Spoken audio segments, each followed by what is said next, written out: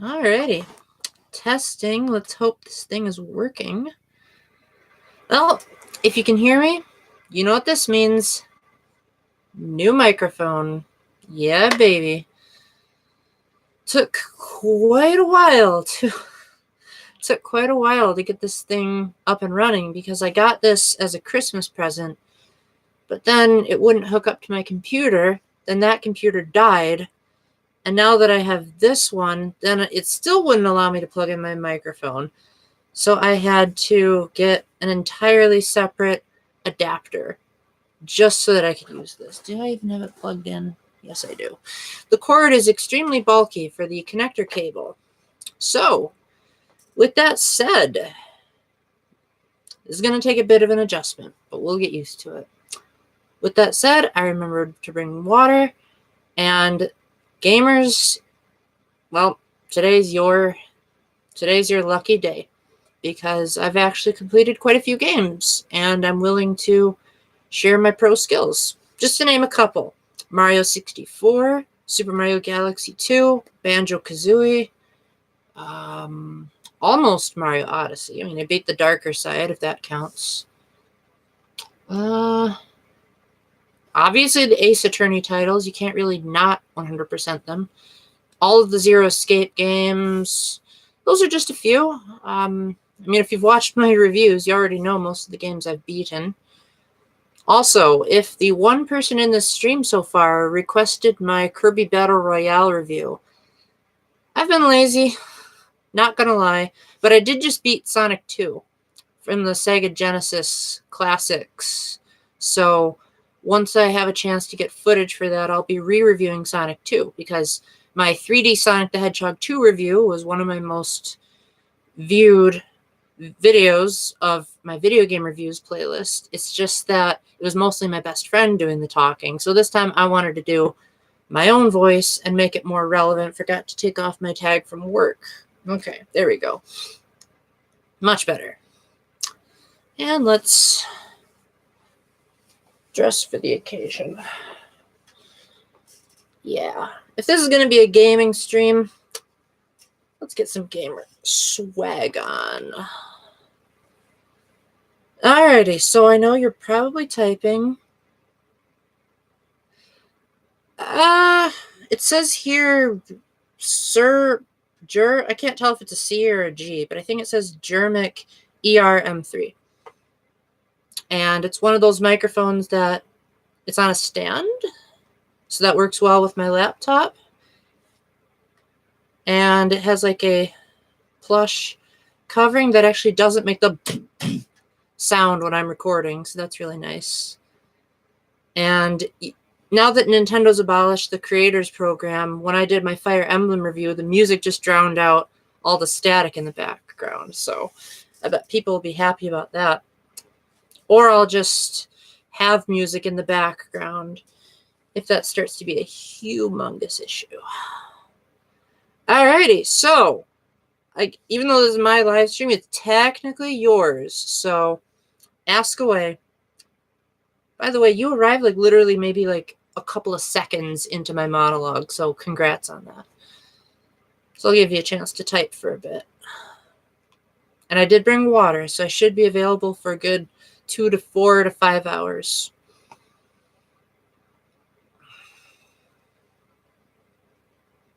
Like already. I haven't even answered a question. Well, thank you. Hope it wasn't just because of my shirt. I mean, anyone can get this. I actually saw a famous YouTuber wearing this same shirt. I think it was Ant Dude when he did his Kingdom Hearts 3 is Rough video, if I'm not mistaken.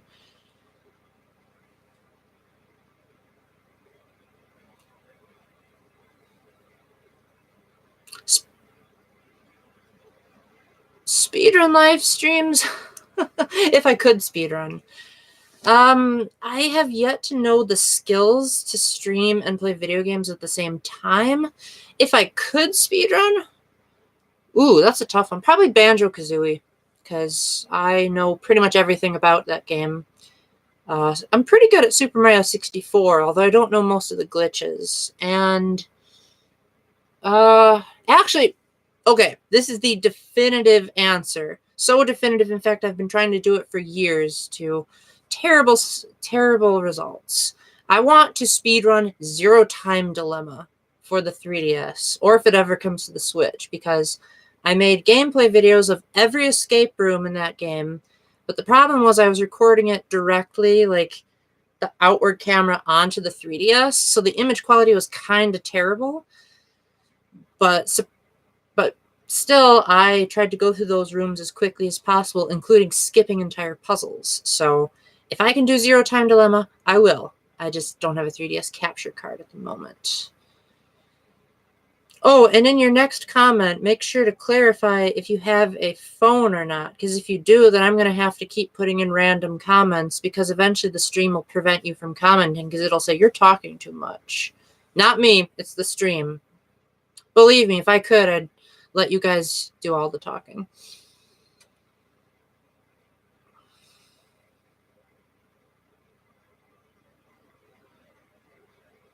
Oh, Professor Layton versus Phoenix Wright would be fun to speedrun. Because on my old computer, I actually wrote an entire... Oh, good. Yeah, you should be just fine then. Yeah, on my old computer, I wrote the entire script for Layton versus Wright. So I'm sure if I ever revived that, I would be able to quickly blaze through most of the puzzles in the courtrooms. That's actually my... Man, so many games coming out now, I'm losing track. Probably my third or fourth favorite game, actually. It's that good. In fact, when it first came out in 2014, it actually was my favorite game and didn't get surpassed until Breath of the Wild came out 3 years later. So when a crossover is your favorite game ever, you know that they did a spanking good job. Speaking of which, I'm going to ask for a gaming tip for once. So... what's the deal with Phoenix Wright Ace Attorney on the Switch? I heard February 25th was the day it was going to be released. I went on my Switch eShop. Lo and behold, it didn't even have a coming soon. So either Capcom is making this extremely low profile, or I don't know, maybe they delayed it and they just didn't tell me. So if anyone already has Ace Attorney for the Switch, I would have gotten it before you, but my Switch wouldn't let me buy it. I don't know. I tried typing in Phoenix Wright. I tried typing in Ace Attorney. Nothing. And Japan already has it, so I'm almost tempted to... Yes? No. Thought someone was knocking on my door. Yes? Okay. Oh, this is going to take a while, so let me get that out of the way right away. All right, excuse me for a moment. Go for it. I'm doing a live stream. Here, I'll move it. 1 minute. There you go. Oh, yeah, that's right. There you go.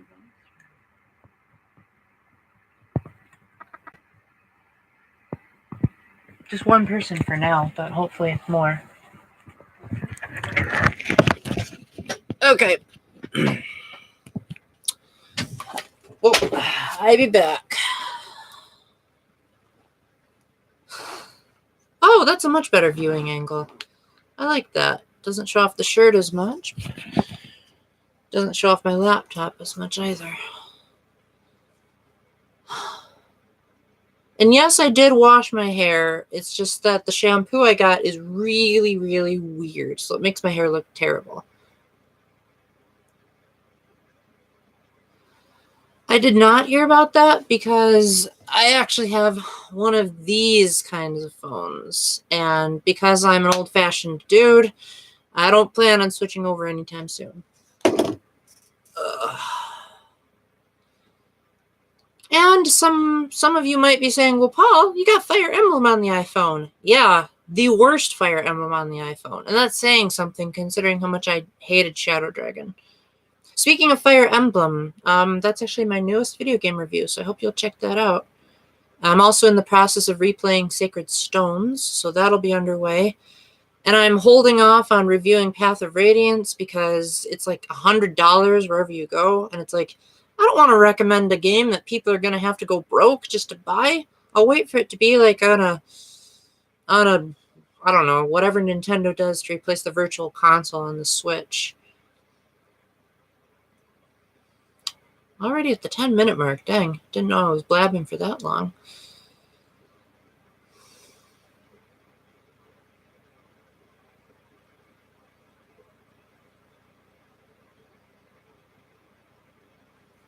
Let's see.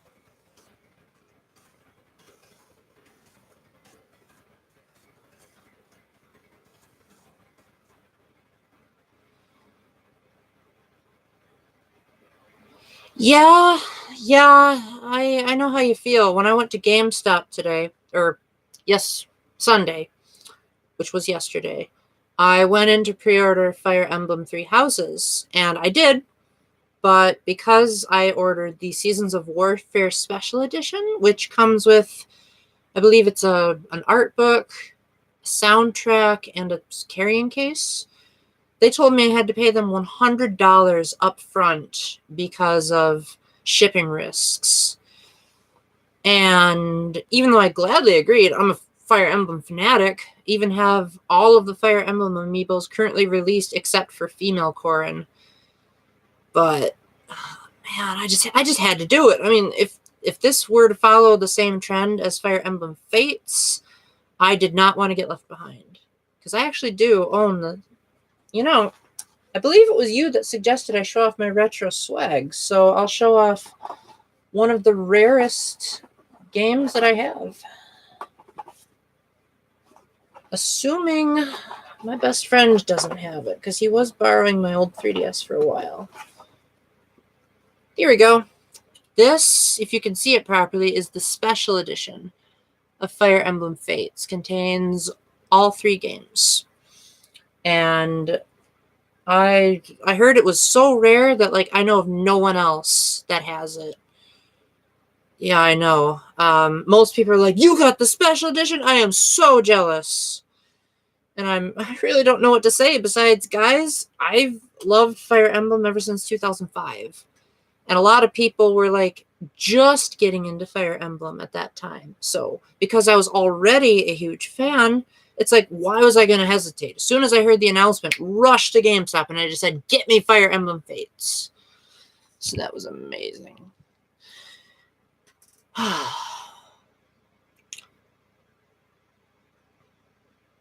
Yeah. Prices on games. Banjo-Kazooie is also surprisingly on the pricey side. If you get the Nintendo 64 version, it's approximately $35.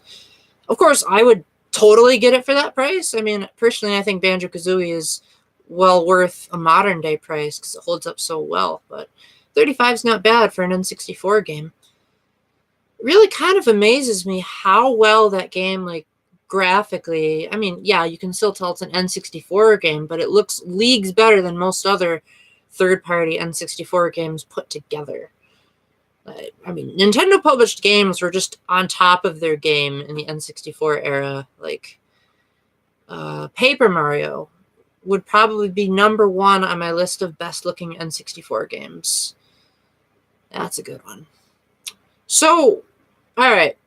You do a preference for me, because if we've only got one person, this could take a long time. Would you rather me just spout out random gameplay tips, or would you rather just name a game or ask specific questions? Because I could go on and on and on, and I might name something that you didn't think I played. Although it should be pretty obvious what I played, because I've reviewed like 99% of the games that I've beaten.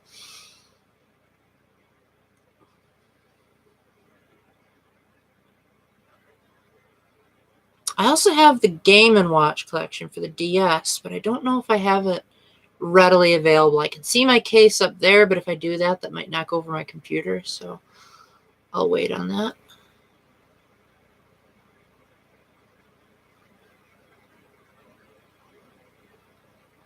Oh, yeah. That reminds me. One of the bonuses that came with pre-ordering the Fire Emblem Fates Special Edition was this special case for my new 3DS, which I actually didn't have a new 3DS at the time, so I used it for my old one, but now it fits perfectly. Okay, sure. I mean, that's no problem. I'm the king of random knowledge. So first off, if you're playing Breath of the Wild, there are so many things to do in that game that honestly, even the developers themselves were shocked at some of the things people could pull off. So I'm going to share a couple of things that are not so obvious when you start up the game. So first of all, it is totally possible to jump off of the Great Plateau on your glider and then land on a horse. In fact, I did it on my very first attempt. How I knew. The only way I knew that I could do that was because I saw Bill Trinan attempting to do it, and he said, "You can do it. I'm just really terrible at this game." In fact, Bill Trinan in general was basically a how not to play Breath of the Wild. Like, he would be wandering around in the thunderstorm with metal weapons, which, if you have a metal weapon, throw it at an enemy, and the electricity will strike them instead, which can also be used to offset the difficulty of a lot of shrines. If you have a shrine that involves a lot of electricity, and you're just so stumped that you can't figure out what blocks to use, or like, why can't I find another metal object? Just drop your sword on the ground and like use magnesis to like move them around to adjust the flow of electricity. I use like every weapon and shield in my arsenal to get rid of one of the puzzles. And I remember thinking like, wait a minute, water conducts electricity. So if I put this weapon in the water, and it turned out I was right, because real world physics apply a lot in Breath of the Wild. Of course, it can be abused, like the Master Sword can cut down an apple tree, but no one knew that. You can also burn down a tree. If you leave an apple or any piece of raw material on a burning ground, it'll turn into a burnt version of it. So if you want a burnt steak, just grab a steak from your inventory, drop it on the fiery ground, boom. You don't have to raid a Bokoblin camp to get that. Same thing with frozen goods. If you leave something out in the cold for a long time, it'll turn into a frozen food, and it'll give you heat immunity for a while. Speaking of heat immunity, the Gerudo cross-dress outfit isn't 100% reliable in the heat, but you can offset the heat by staying inside of shadows. But if you're wandering around in the desert, you'll want to put on cold protective gear or equipment, because deserts in real life are actually freezing cold at night. Now, as far as the divine beasts, the preferred order that I like to go is I like to start out with Vametto, because Rivali's ability is by far the greatest. Like, I abuse Rivali's Gale so many times, it's kind of ridiculous. Then after that, you want to go to Ruta, because then you get Mipha's Grace, and that's basically like a fairy. Then after that, you go to Rudania, where you get Daruk's Protection, and then that way you have more than enough equipment to handle Vanaboris, who is so tough that in subsequent playthroughs of Breath of the Wild, I just skipped that section entirely because I didn't like the cross-dressing, I didn't like the stealth. I thought the boss Koga battle was a joke. And Naboris was hard. Like, the other dungeons might have taken me like an hour. Naboris took me over 5. And most of that was just figuring out where I needed to go, because the whole like moving the cylinders around was a bit confusing. I eventually did it all by myself, no internet, but it was not fun, I'll tell you that. I think I might have like jumped off my couch when I first beat that. If you're trying to get the Master Sword, shut me up once I'm talking too much, because I could go on with this all night. If you're trying to get the Master Sword, the best way to get it is actually if you take a torch in with you and you follow the sparks from the wind. And if you don't have a flammable weapon on hand, you can just look at the grass and watch the way the grass flows and the way Link's hair flows. And then just go along with the way the wind works. And that'll get you to Korok Forest. And then when you actually want to get the Master Sword, you're going to need 13 natural hearts. I tried doing it with yellow hearts. The Master Sword is not fooled. They're like, nope, you can't be cheating your way to the Master Sword. Trial of the Sword tips. There we go. I beat all of the Trial of the Sword, so...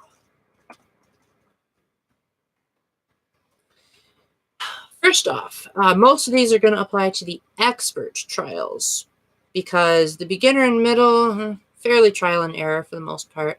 Most of the error just comes in not knowing, oh, you're quite welcome. All right, so first off, in order to get to the Trial of the Sword, you have to have the Master Sword, of course. And you also have to have paid for the DLC pack, which costs $20. Not bad for what they offer you. You go back to the spot where you got the Master Sword, and you plunge it in like you're turning into Young Link. But instead of turning into Young Link, your soul is sent to this like alternate reality, and I don't think there are any ladies watching this, but if there are ladies that watch this later, Link is stripped down to nothing but his undies, and you have to like grab all of your equipment from scratch. The only thing you're allowed to take in is if you bring in a buff, like say yellow hearts or a speed up, and anything that has to do with your Sheikah slate. So like stasis, magnesis, you can keep all that, but if you've stocked up on 99 apples, none of them are going to go with you. So first off, once you get to the cold part of the Trial of the Sword, it's imperative that you really, really, really save your fiery weapons. And when I mean save them, I mean when you get next to an iceberg, yes, it's time consuming, but it's resource efficient. Just hold up your flame spear to the ice, and even though it's very, very slow, you can actually see the ice slowly melting away. That way you don't need to poke it and you don't need to shoot a fire arrow. And you can save your resources for when you really need them. Also, save your ancient arrows for the Lynels, because ancient arrows can defeat a Lynel in one hit. In fact, they can defeat any enemy except for a boss in one hit. So if you know where to look, usually they're in hidden treasure chests that you can find like dug up or under an iceberg. When you get into the rest areas, it's imperative that you chop up every tree you see, and then grab as much wood as you can, and then toss the wood into the cooking pot. Then you'll get burnt food. And even though it only refills a quarter of a heart, you can make so much of it that it can serve as a makeshift healing item when you want to save your bigger meals for later in the trial. Also, you want to walk slowly when you're approaching the fairies, because trust me, you're going to need them. Riding the Stell horse is also pretty much an imperative near the end, because those enemies just keep on coming at you. An ice weapon can defeat a fiery enemy in one hit, and vice versa.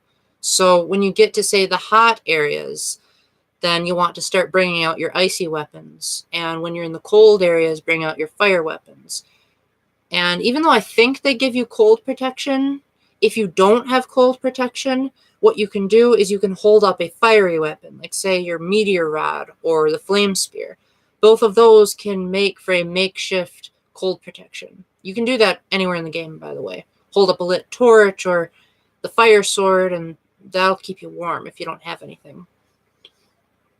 I think that's all for Trial of the Sword for now. If I recall anything, I'll say it later. Do you want some Champion's Ballad tips too? Because I beat that as well. Ooh, that motorcycle.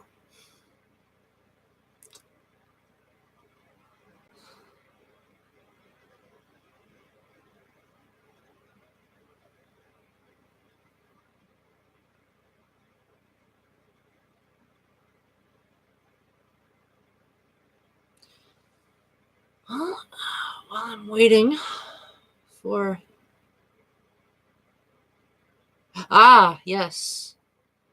You know, I forget whether it was you or Lunar Octopus, but I've been meaning to check out one of your channels, and I tried Lunar Octopus's, and he had like 2 videos on there, so hopefully yours has a bit more than that. So I'll plan on it if I'm not up until who knows how late tonight.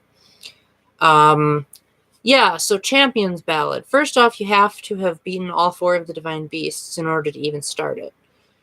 Then you'll get a message from Zelda the next time you start up the game that'll tell you to go back to the Shrine of Resurrection. And you do that, and you'll get this brand new weapon once you insert the Sheikah slate into the pedestal, known as the One-Hit Obliterator. Do not get too attached to it, because once it serves its purpose, it permanently breaks and you cannot get it again. It drains your health to only a quarter of a heart, so it makes it so that any hit you take whatsoever, even if you're in the cold, will kill you. Also, you can't cheat and use healing items because it'll just drain your hearts back again. And the catch is that you can defeat any enemy in one hit, but the sword or the obliterator, whatever it is, can only be used so many times before it needs to recharge, and it's only as powerful as your average weapon. So you have to wait for it to be glowing blue. Then you know it's actually a 1-hit instead of a 3-hit obliterator. It really helps if you bring stealth armor, because if you do that, then it's easier to sneak up on the enemies. Also, when you're in the cold area and you're trying to deal with the enemies at the bottom of the mountain, stay on top of the mountain and toss remote bombs, preferably the remote bombs plus, because they do more damage. That way you can save on resources and you can stay away from that annoying Wizrobe. When you get to the major test of strength, the 1-hit obliterator can take care of the Guardian, no problem. But once you get to the part where Guardians are firing at you like crazy, it really helps if you use Cryonis to create an ice pillar. Then it can block the Guardian shots indefinitely.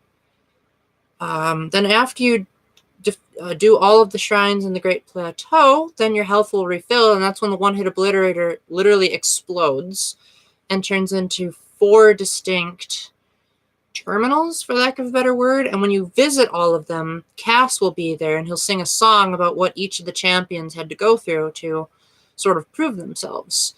And so then you have to, like, you get these pictures on the walls, and it really helps if you have the camera at this point, or if you're playing it on the Switch, you can just use screen capture. And then compare that to your map, and then you can figure out where you're supposed to go. I mean, Cass does give you hints, and they are all in the general vicinity. Like, if you go to the terminal in the volcano area, then you know all of the trials are going to be in the volcano region. But sometimes those map shapes can be pretty darn hard to read, so hope you're good at I see the difference, or in this case, lack thereof. Oh boy. I don't remember all of the trials off the top of my head, but the one that I really struggled with was the one where you have to, like, jump into a sunrise. It's actually really hard to see, but if you get to the place where it is, there's actually a ring of light that appears as soon as the sun rises, and you have to, like, paraglide all the way over there and then, like, drop into the water. So, wow, I don't even know how they managed to do that. So then after you defeat all of the trials in a region, then you have to reface the appropriate Blight Ganon, but with the music distorted, the filter makes it look like it's an old movie, and you have very limited equipment. It's trying to simulate, like, what did the champion have at the time. So, like, if you're fighting Water Blight Ganon, you're going to have the Zora armor plus the Zora spear and a few ice arrows. And of course, Vanaboros is going to be really hard. But you have Urbosa's Wrath this time, so you can actually use Urbosa's own power against the Blight this time. And after you defeat a Blight, then you get a plus version of each of the champion powers, which basically means that they take less time to recharge. So you can use Revali's Gale more frequently, for example. And if you keep beating the Blights, then you can keep getting more and more little tidbits from the champions about their past, and even get Mipha super embarrassed that you might read her diary. Oh yeah, and you can also go back into the villages of each champion, and then you can talk to the elders, and they'll say, like, oh yeah, I remember this about said champion. And you can also find their diaries and read what they had to say, and including Revali being surprisingly emotional for a character that's pretty darn stoic. I especially like how Daruk... I don't want to outright spoil it in case anyone hasn't played this, but Daruk's memory is quite something. And I'm going to type this because this may end up being forgotten by later streamers. All of the memories from the Champion's Ballad can be reviewed in the movies section.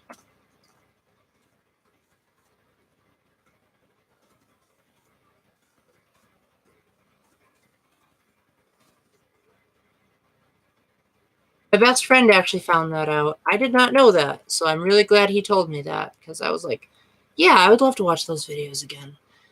Then, after you've beaten all of the blights again, then you have to go back to the Shrine of Resurrection and pop the Sheikah Slate back in, and then you get a new dungeon, which is simply called the Final Trial.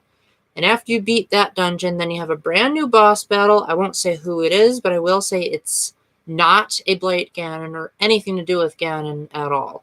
And that's when you get the motorcycle. And that's when everyone else realizes, I'm too late in the game for this to really make much of a difference. But I don't care, because Link is riding a motorcycle in Breath of the Wild. All right. Shall I do some Super Mario Odyssey tips next?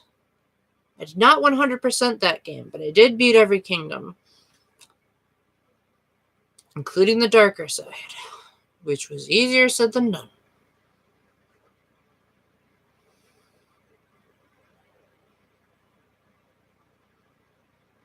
Oh, were you the one that asked if you could... Well, technically, I said you could. Were you the one that wanted to plagiarize my Mario Kart 8 Deluxe review for your own channel? Because I'm still waiting to see that. I have not forgotten from the last stream.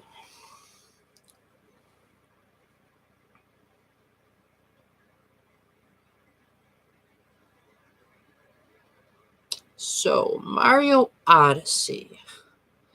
The game that's known for being insultingly easy if you want it to.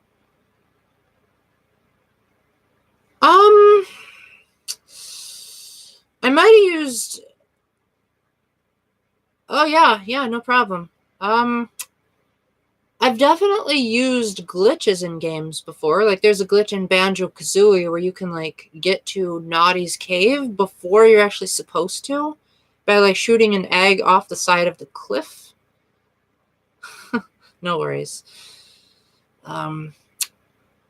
So basically, you jump into the water, and then Banjo's, like, walking at the bottom of the water. But no, generally speaking, I don't really use debugs or game sharks because I found that they're often unreliable. But I do use the cheat codes in Banjo-Kazooie and Banjo-Tooie, but not enough where Gruntilda erased my game pack. Because there's, like, cheat books inside Gruntilda's lair. And so it's like, if the game itself is telling you the cheats, you might as well use them. So, Mario Odyssey, first of all, the motion controls are really just a gimmick, and a lot of the times you can offset them by pressing the Y button. For example, when it says, shake the Joy-Con if you want to climb the pull higher, just keep tapping the Y button rapidly. It'll get the same effect done. Shake the Joy-Con if you want the caterpillar to stretch further. Just press the Y button. My favorite is when they say, shake the Joy-Cons to roll faster. Just press the Y button. Well, you see, the reason why they have so many motion controls shoehorned into the game is because they actually designed the Switch based on Super Mario Odyssey. So they were actually building it before the Switch was even finalized. And a few times, the team would say, hey, Nintendo, do you mind adding HD Rumble? Because we think that would make for some really cool puzzles. So that's how we got HD Rumble, was because Mario Odyssey sounded like it needed it. As well as, like, everything else. They said, hey, Nintendo, can you put motion controls in your controller? Sure, no problem. Hey, Nintendo, can you put amiibos onto your Switch controller? Sure, no problem. So yeah, you could say if it wasn't for Mario Odyssey, the Switch would probably not be as much of a success as it was. Also,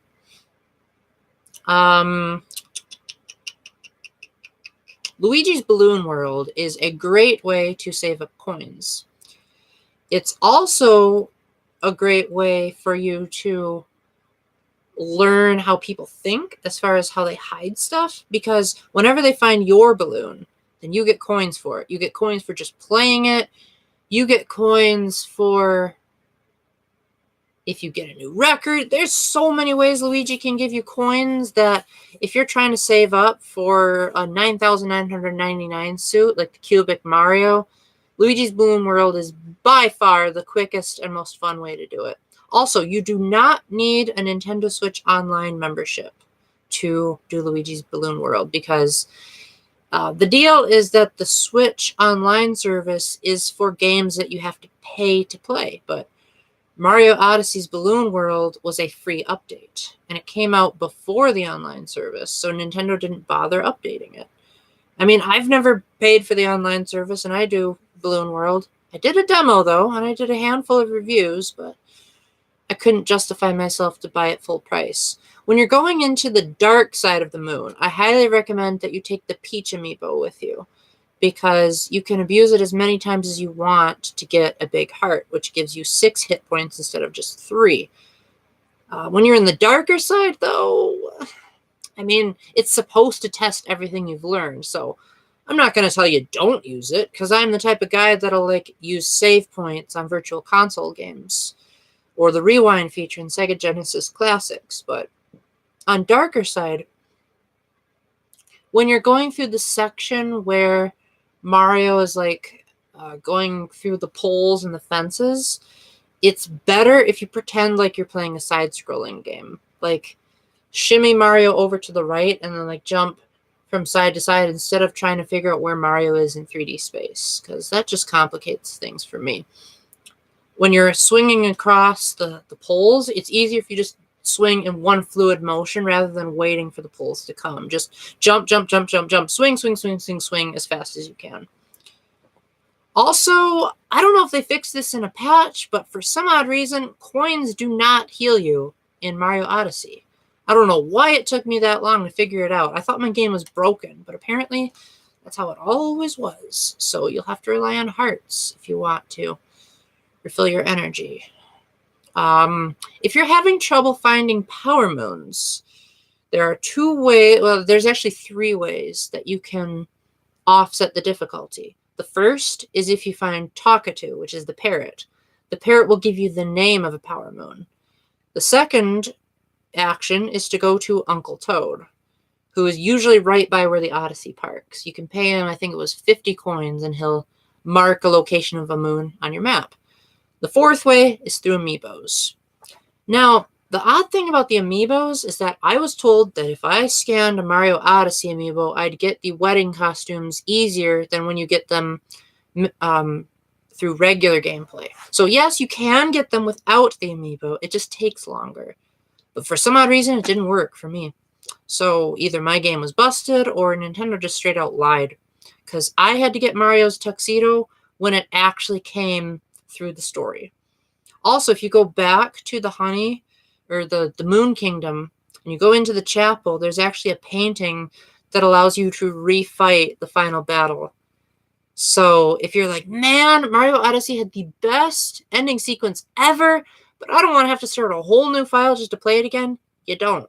Just go back to Honeyloon Ridge and jump into the painting.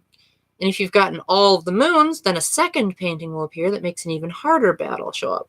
I've never gotten that far, so I can't tell you how hard that battle is. And if you don't want to do Luigi's Balloon World, another quick way to get coins, well, fairly quickly, I don't know what method is most efficiently quickly, is if you just go outside the Toad shop in the Mushroom Kingdom and just keep ground pounding the crate. The coins respawn every time you go in and out, so you can easily just make a fortune that way. It's a bit time-consuming, but at least you don't have to wander around everywhere, try to find people's ridiculously hard balloons. Because, man, some of those hiding places are pretty darn devious. I'm glad you approve. I think that's everything I've got for Mario Odyssey at the moment. Okay, I just remembered. There is an in-game music player and achievement system once you beat the game. And if you want to get all of the songs, you're going to have to find all of the music toads to do that. The one that gave me the most trouble was the one in the Steam Gardens. If I'm remembering correctly, he's in this hidden little waterway, so you really have to look out of your way to find him. Also, once you unlock the 8-bit version of the Jump Up Superstar, which a music toad gives you that, if you go back to the New Donk City Hall, not only can you replay that entire festival, which was my favorite part of the whole game, but the person will say, hey, dude, you have a retro song. You want to play that instead of the main theme, so then you can have an 8-bit Jump Up Superstar and actually play through it. And if you get the 8-bit Mario costume, just know that it's really, really not worth it. I spent so much time saving up the coins, and I thought that it was lousy within 2 seconds of playing it. I actually wasn't a huge fan of all the costumes they added in Mario Odyssey. I thought, you know, if they're going to add anything to this game, why not a new kingdom? Or, like the Mario 64 suit that you get in the Mushroom Kingdom. That's amazing. It also came with the game. Not that I'm complaining. I love me some Mario 64. That was actually the first video game I ever owned. Alrighty, how about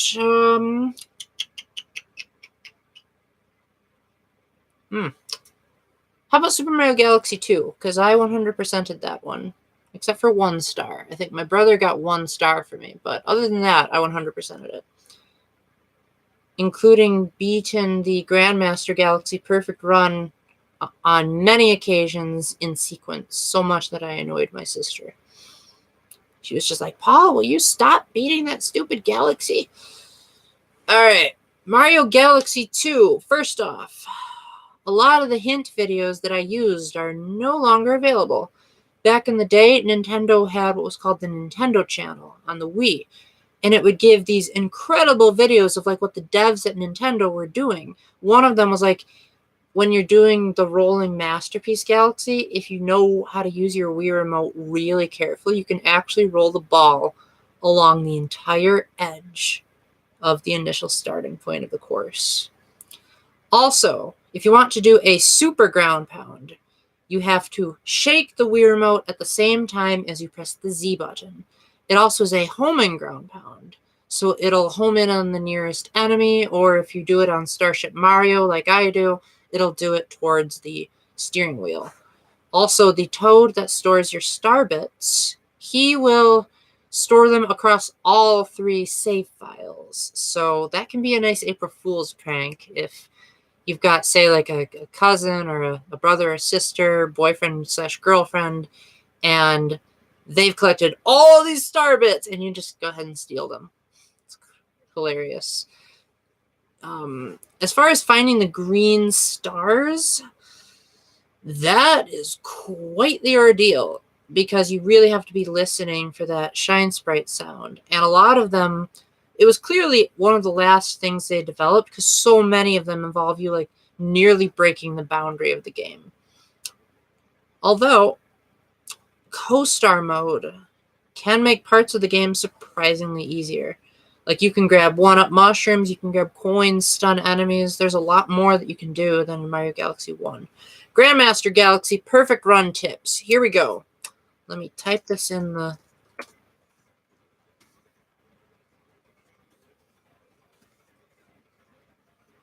Okay, so first off, you're going to start out in an area where you have Yoshi and a single star bit.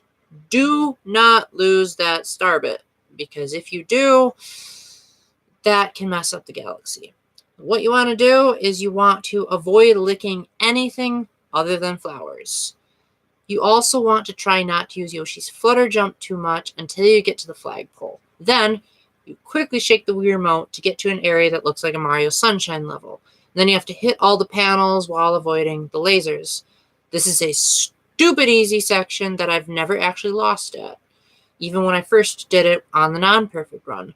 All you gotta do is just basically walk in a square and then like jump diagonally. The lasers are so slow that you'd have to be like intentionally going slow to avoid it. The area after that is a cloudy area. And the best way to get past that is, first off, you get the hidden 1-up. That's like high a little bit to the left of the entrance, because then you can keep trying the Grandmaster Galaxy as many times as you want if you get that 1-up. That way you don't have to be frustrated about, oh no, I got to get more lives. What you want to do is you want to rely almost exclusively on backflips, because backflips gives you a surprisingly good jump height to get over the electric walls. Especially if you can like backflip off of a cloud and onto another cloud flower, that can really save your hide.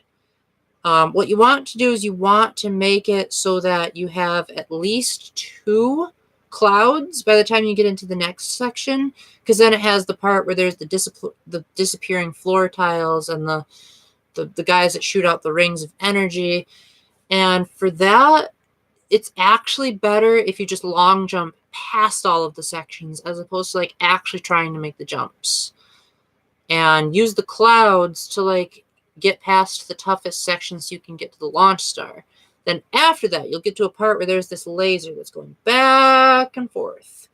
Instead of trying to time your jumps, long jump towards the pole star and just grab the Wii remote to like fling yourself up like you're using the grappling hook in Wind Waker. Then you want to shoot a star bit at the flying Goomba, because that can be a huge pain.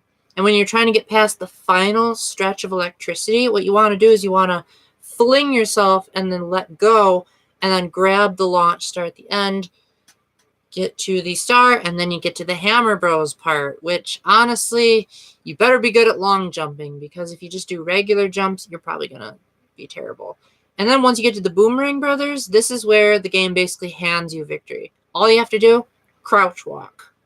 The boomerangs will just go right over the top of you. Then you just have to spin jump or do a spin onto the boomerang bro when you're close enough, just not when the boomerangs are close enough. And then if you just keep crouching, then you'll get another launch star that'll take you to Rosalina, and then she'll give you the last star. So, mind you, you have to get like everything in the game to get this, but it's well worth it because it's such an amazing trial. Did that help at all, or do you think you'll ever go for it in Mario Galaxy 2? No worries. I figured that was the case. You don't seem like the kind of person that would just randomly drop out of a live stream. Anyway, did that help you out if you ever plan on 100%ing Mario Galaxy 2?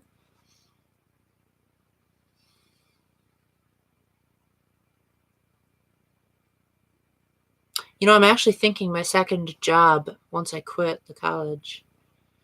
You're welcome. My pleasure.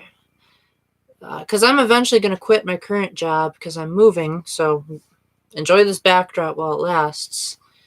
And then I'm thinking I might end up working at Disc Replay or something like that, because I'm like a walking encyclopedia when it comes to Nintendo. In fact, I was actually witnessing a lady come into the store with her daughter, and they were looking for a controller pack. And they didn't know exactly what the controller pack did, nor did they know how to tell the difference. And the cashier was having kind of trouble too. So I came along and I was telling them like, oh yeah, that's a Nintendo 64 transfer pack. That's a controller pack. You don't need that for this game. You only need it for Mario Kart 64. But even then, it only saves your ghost data. So the cashier finally just handed them to me and he said, you take care of this. And I wasn't even an employee. I was just passing by. So with that, I thought to myself, you know, I could see myself being a good game supervisor. All right, what about Hyrule Warriors? I've sunk too many hours into Hyrule Warriors. In fact, I actually have owned and beaten all 3 of them so far. I don't know of anyone else that's that insane about Hyrule Warriors, but yes, I even played it on the old 3DS and the new 3DS. That was a nightmare. But it was fun to see all the new content. And I like Linkle. I think she's a great character. I really hope Nintendo will like put Linkle into more Zelda games, because we could use more characters like her that are more innocent and not over-sexualized and having delusional fantasies. You know how much I love those personality types, because I'm like the exact opposite of delusional. So it's interesting to see that mindset of like the dreamer versus the realist like me. In fact, I am so not a dreamer that when people say, Paul, where's your dream house? I say, wherever my room is. It tends to make a lot of people say, oh, Paul, you're no fun. They said that at the last conference I chaperoned. Speaking of which, if you're getting bored of all these tips, I would be more than happy to talk about the conference I chaperoned. I just have to be super vague about it, because it was a high school conference and I wouldn't want anyone getting in trouble. Or me getting in trouble, for that matter.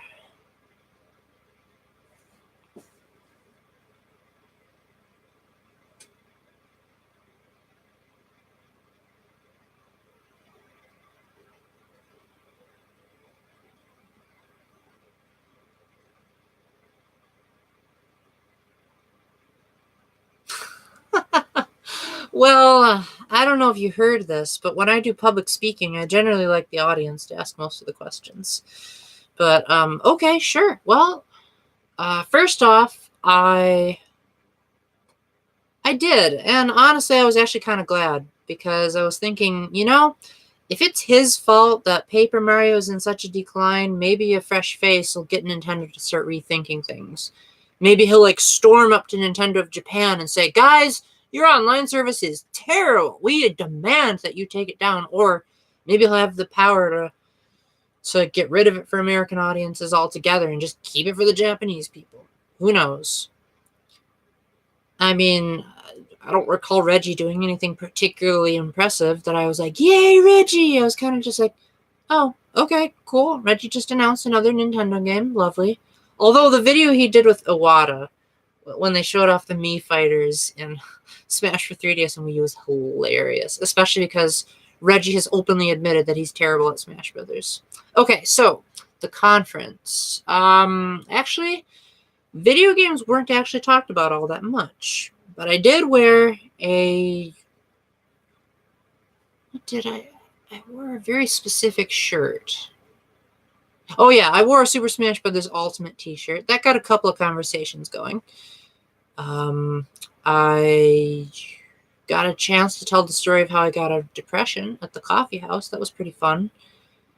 Then we did this super duper cool activity where the keynote speaker said, "I want all of you to go and pretend that you're in heaven." And that was amazing, because being a chaperone, usually I have to be very careful about what I do with the youth.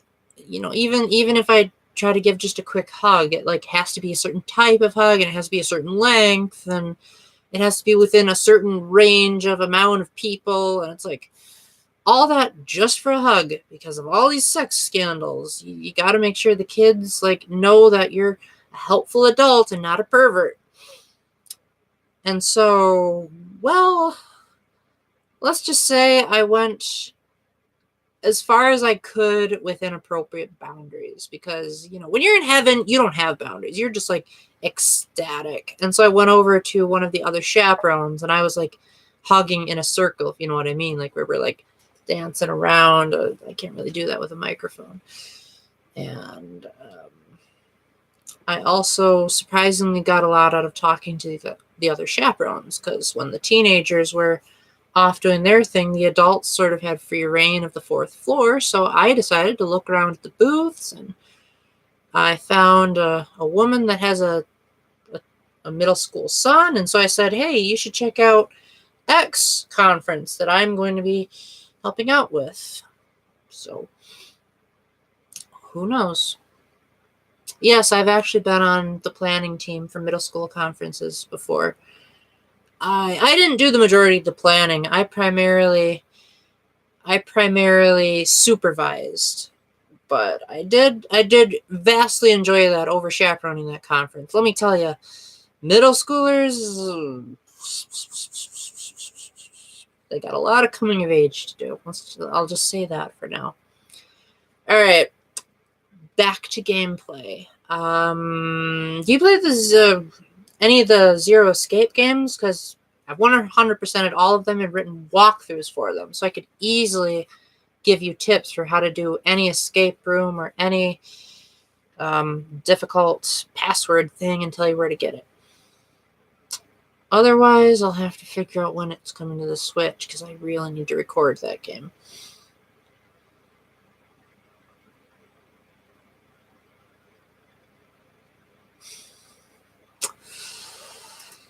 Yeah, start with 999, which you can get for the regular DS, and then there's a remastered version for the PC called Zero Escape, the Nonary games, that has voice acting and a flowchart, so you don't have to play it over and over again. But the downside is that the ending doesn't have as much oomph, because to avoid spoiling too much, let's just say the ending relies heavily on the fact that it's 2 screens, whereas the PC version had to overcompensate for that. But otherwise, yes, to experience one of the best stories in gaming with full voice acting and HD graphics and the ability to skip the puzzles was just a godsend for me. As a result, I ended up buying it for myself, even though I don't really like to review non-Nintendo games. And then Virtue's Last Reward is the second one. You can get that for the 3DS. It's also on the Nonary Games package. It's also on the Vita. And I think also the PlayStation 4. And then Zero Time Dilemma is for the 3DS, Vita, PlayStation 4, and PC. The 3DS version does not support stereoscopic 3D, and it looks uglier, but on the other hand, it has 2 screens, so that can definitely be beneficial at times. Although not very often, surprisingly.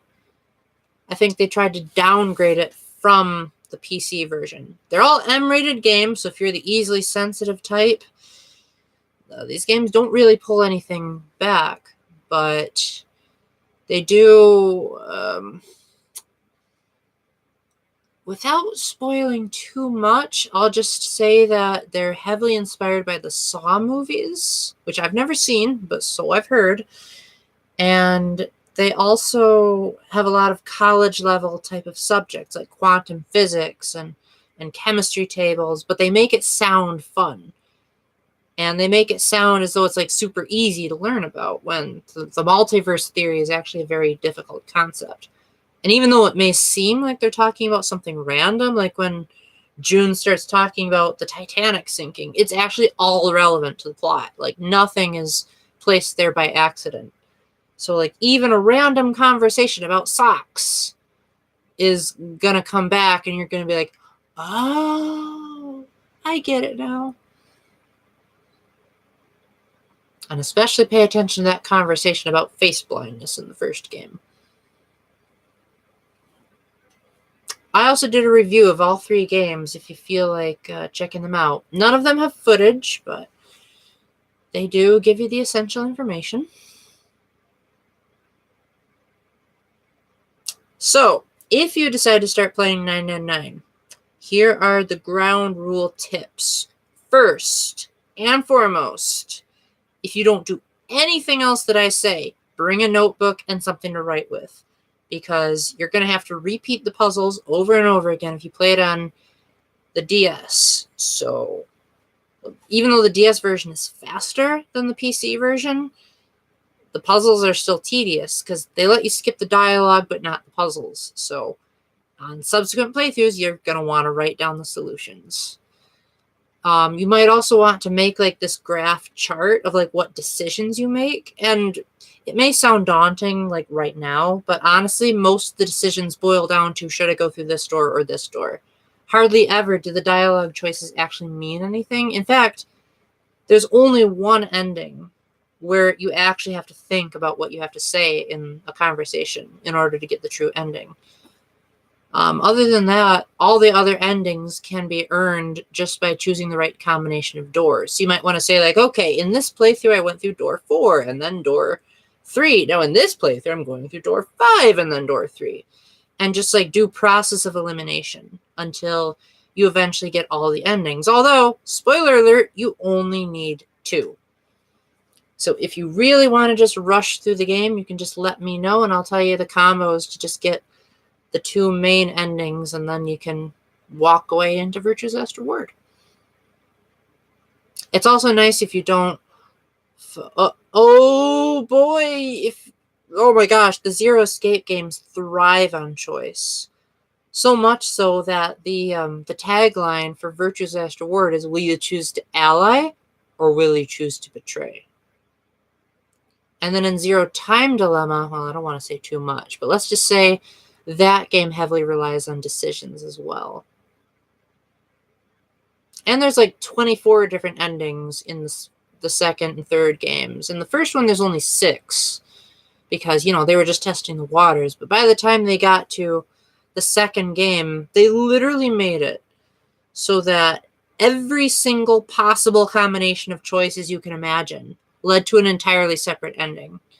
Like if you went through the pink door and then went through the green door, but then in another playthrough you went through the blue door after going through the pink door, that would lead to 2 completely separate endings.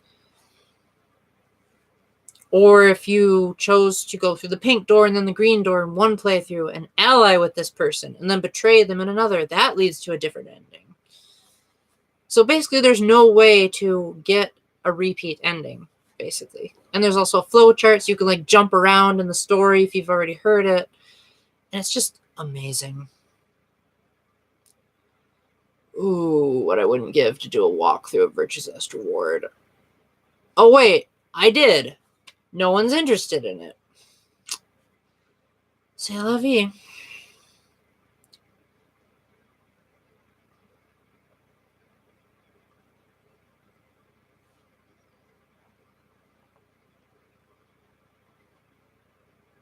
Other games with emphasis on choice. Let me think about that for a bit while you're typing. Oh, Undertale.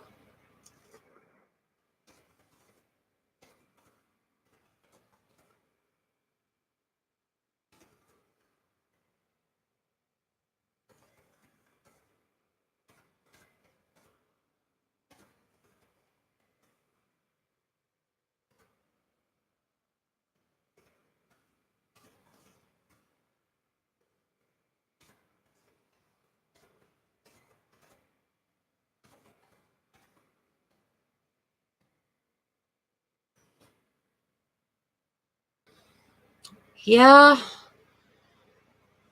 Man. Speaking of Undertale, Deltarune is actually coming out this Thursday for the Switch, and it's free. So if you have a Switch, there really shouldn't be anything stopping you. And yes, I do plan on doing a full thought-out review as opposed to, oh, you want me to review it on a live stream? So yes, expect that. Sonic 2 is along whenever I get a chance to get some footage. I'm also going to try to do my favorite Ultimate songs, because I tried that, then when I went to edit, it turned out that a huge chunk of my footage was deleted, so I'm probably just going to do another angle.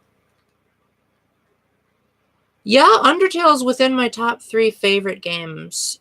It's the kind of game where you want to know as little as possible going into it.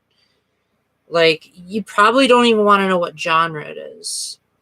And it basically, without spoiling too much, makes you really rethink morality and gaming in general.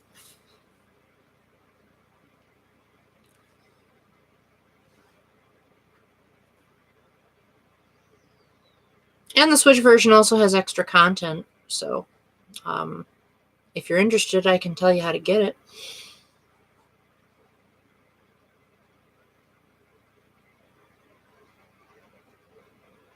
And it has a killer soundtrack that was done, and most of the game was just done by one guy. I think he had like one other person that helped him out with certain art assets. Other than that, he did like the story, the music, most of the graphics, the writing, everything. And it's like, whoa, if one guy can do this, just imagine what he could do with a team.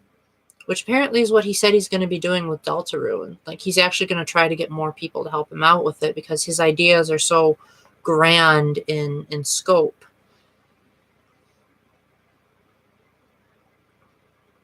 So, survival tips for playing Undertale without spoiling it.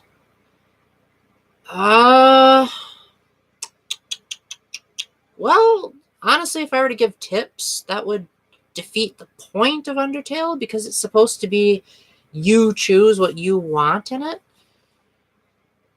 I guess just don't expect to get the first ending on your first playthrough, or the true ending on your first playthrough. Because let's just say that the ending you're likely going to get is an ending that tells you certain tidbits of the story that you don't hear about in the true ending. Yes, the game does have a story, but in my opinion, the story kind of takes a backseat over just the way that Undertale makes you feel. If that's, my gosh, I hate doing this, but like, Undertale really is a game you don't want to talk about much.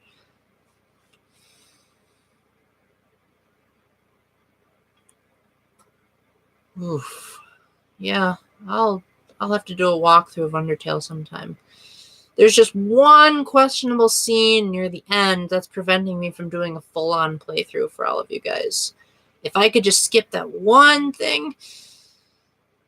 Yeah, he actually did say that. But I highly doubt it'll actually take that long, because he said more chapters in development during the Nintendo Direct when it said that it was coming to the Switch. So generally speaking, you don't want to announce that more chapters are in development on a system that isn't going to have all of them. Like, I'm thinking he'll probably have it all done by the time the Switch's lifespan is over, so that Switch owners can just have the whole thing. Because the way it's branded on the Switch eShop is Deltarune Chapter 1 at the moment. And then later, he's going to add more chapters once he finishes developing them. And since I played the PC version, I can tell you this much.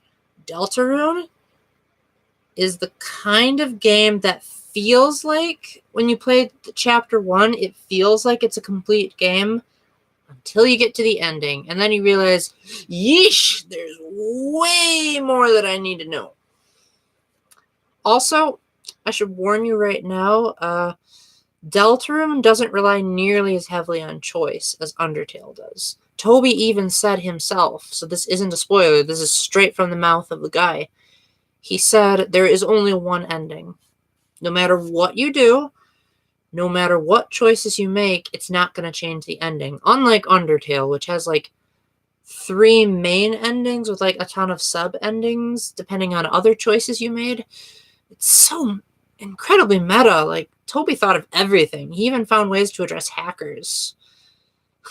Like, he doesn't really miss a beat in Undertale. Like, you can get away with pretty much anything and he'll call you out for it. There's even a hidden ending that you can get if you go the whole game without saving. Like, that's how much that game just challenges you to just make so many little choices that you wouldn't think about. I should write that down, because late viewers might want to see that.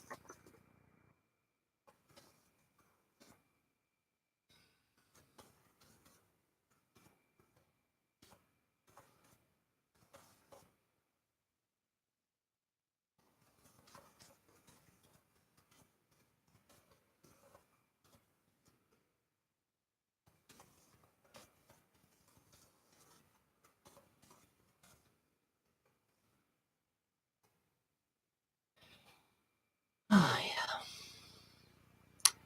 Yeah, if you don't want to be spoiled about Undertale, do not go to Merg's channel, because he has no hit runs of like all the major bosses. Also, Underlab, while I really like his content, he also spoils like everything about Undertale in nearly every video he makes. So wait until you've at least played the game before you check out either of their channels.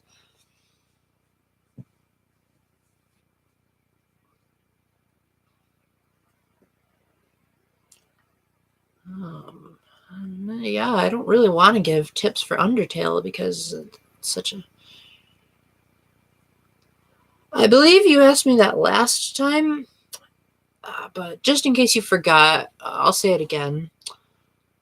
I have no interest in that whatsoever. And when I heard the reviews, I had even less, because I used to have a PlayStation, and I didn't have too many games for it. I didn't really play too much of it. They ended up frustrating me too much. But I did play a lot of Crash Bandicoot and Spyro back in the day, and I was pretty good at Dark Cloud too, but I think that was on the PS2. If I were to get a PlayStation Classic, I'd want it to have Tarzan and A Bug's Life, but I highly doubt they'd do that because those are licensed games, and I'm pretty sure Telltale is going broke, so I don't think they'd have the licensing rights for that. Also, the Harry Potter games on the PlayStation were puke-atrociously awful. Like, the facial animations in particular just make you want to gag. Oof. Also, my best friend still has a Sega Genesis, and that's actually how I was introduced to Sonic the Hedgehog. So, he also got me started on quite a few things that I probably wouldn't have even thought about, like Decap Attack, which I plan on reviewing once I eventually beat that. Dynamite Heady, I'm currently trying to beat. That's another Sega Genesis classic. I'm trying to do Sonic Spinball. And I finished Sonic 2, like I've been saying this whole live stream. And I really want to beat Mean Bean Machine, but I'm terrible at Puyo Puyo. So that's probably not going to happen. But it does have a rewind feature, so that might be my saving grace. But yeah, man, Sega Genesis classics. I don't want to like review the whole game because it's a collection, and I don't think I'm going to be able to beat every game in the collection. But I will say right now, it has like 50 games in it, and all of them have like 4 save points, plus achievements, plus online play, plus leaderboards. So you're definitely getting your money's worth. And I think it's only like $30 for 50 games. That's well worth it, in my opinion. I don't think all of the games are great, but it does have the good stuff, like Comic Zone, Dynamite Heady, Toe Jam and Earl, Shining Force, the Phantasy Star games. Oh, I don't think they have Arrow the Acrobat. Oh, that's an interesting omission. Or the Lion King. I thought that game was pretty cool when I saw my best friend playing it. The I Just Can't Wait to Be King level was quite a spectacle to behold. And apparently Aladdin on the Genesis was a pretty good game too. But apparently it was brutally hard.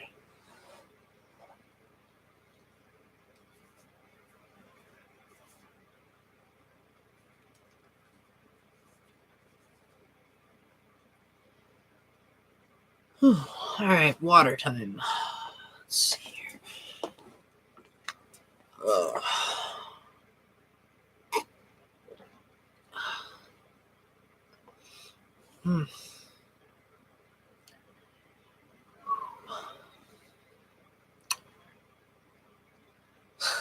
Gotta love how my microphone is picking up on the noise of my heater, despite the fact that I'm not making any noise at all. Because according to my microphone response thingy, it's always at 1 green dot, no matter what I do.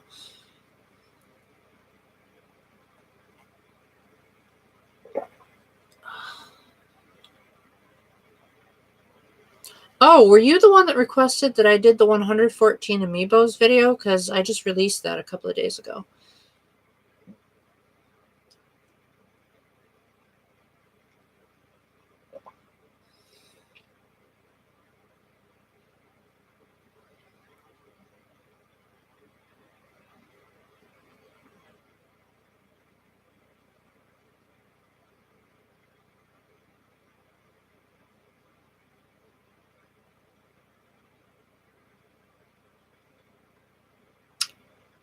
I didn't even know there was a trailer for Aladdin, to be honest.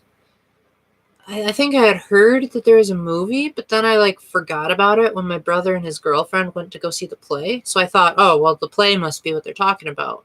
I didn't know that.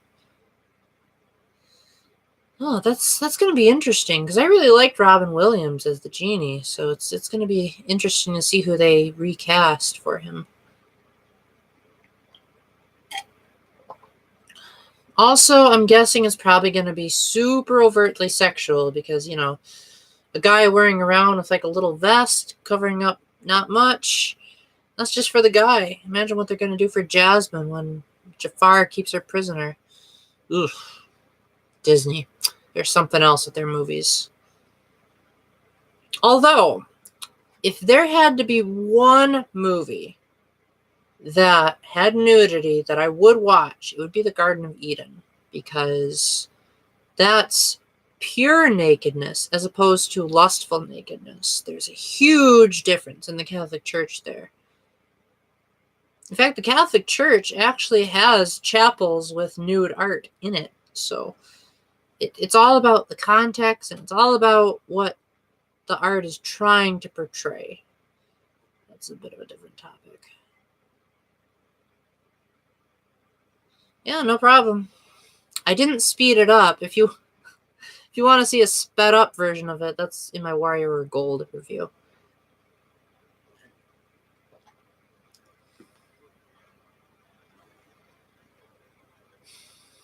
No worries. Most of the people on my channel tend to have a fairly short-term memory as far as their requests.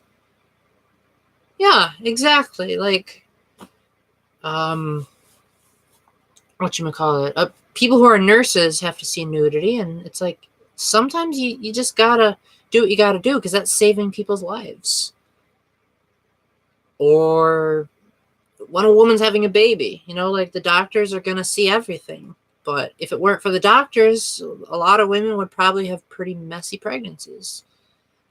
Also, you know, when a mother has to bathe or shower her kids, you know, that's not a sin either, because it's just the natural order of things. So, all about the intention and the context.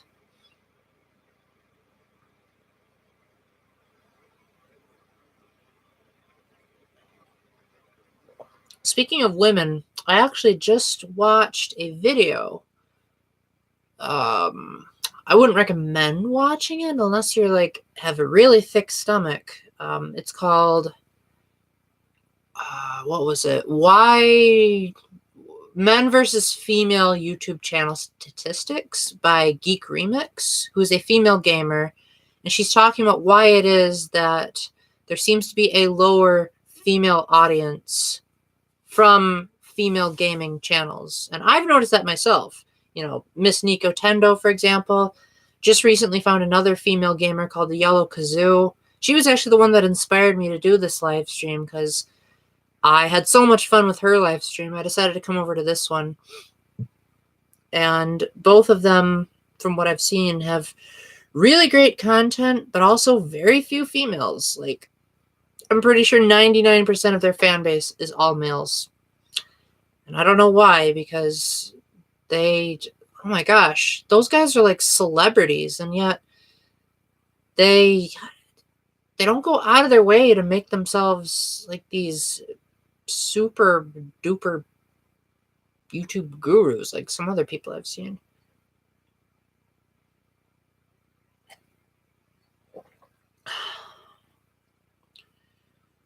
Well, I think since it's just the two of us, I think I might call it a night within probably 20 minutes-ish.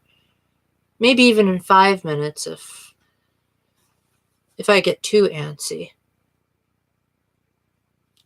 Because as much as I love talking to you, I do intend for live streams to have at least 2 or 3 people, and I don't think that's going to happen anytime soon.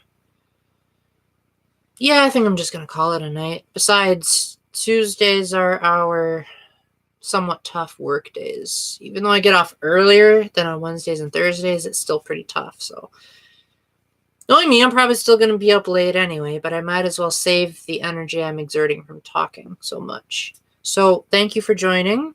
Hope to see you on my live streams in the future, and feel free to pop me a message or just randomly comment on any of my videos, just like, Paul, make this, will ya? And I'll greatly consider it. Yeah, no problem. It was great. Hope you have a great day. And I'll see if I can check out your channel and find that plagiarized review. All right, peace out.